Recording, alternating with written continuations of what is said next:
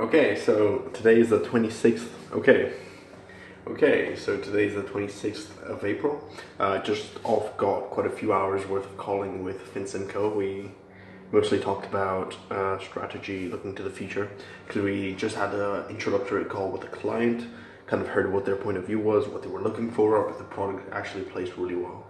So it was very interesting to hear the sales call and how you first listen to what the client needs and then adapt the product to that, and actually hearing their concerns, because then they start to reveal more and more things about their industry.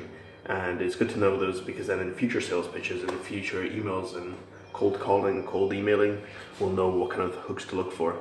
And so that's what we've done. We've also been working on our email, so that's what happened in our debrief. We found what kind of themes that these banks were kind of facing. They were facing some cyber challenges where they can't really have the interns working on some sensitive material because they're off-site. So they need to be given meaningful work, and the interns also need to be kept entertained because they need to like the firm, but especially the firm needs to be able to assess these interns effectively. And what that means is that they need to be able to evaluate how good an intern is, because an internship at the end of the day is just a very long assessment center. Gives the intern some experience, pays the intern some money, and in exchange the firm gets to see who the best candidates are and gets to offer them a graduate job. So that's really the priority of one of the clients that we're speaking with. And so we need to see how we place, and it was interesting to see also that our product placed well. From what the HR person at the bank said, is that our product plays quite well in terms of how interactive it is, whereas it's not just training, but it's also some virtual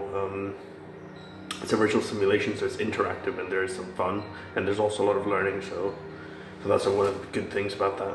And then finally we were looking at ways, because one of the things that came out of that call was that the banker revealed to us that she didn't really understand what the HR person at the bank revealed to us that she didn't really understand the pitch deck when she went through it the first time by herself, and then once we talked her through it and gave her an idea, then she was able to reconnect the dots. And I think that's one of the things we need to improve.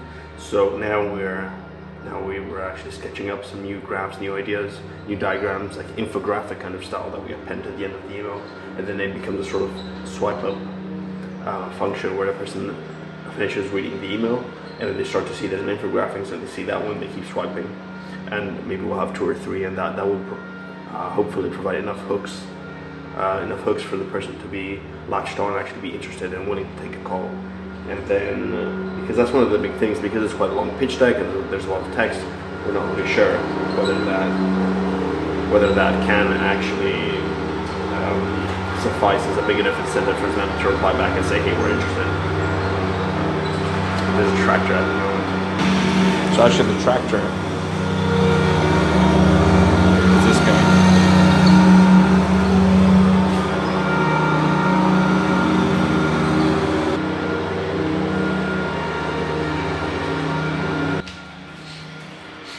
And now that actually smells pretty nice of cut grass. So that's and the person's back. Yep, it's coming back.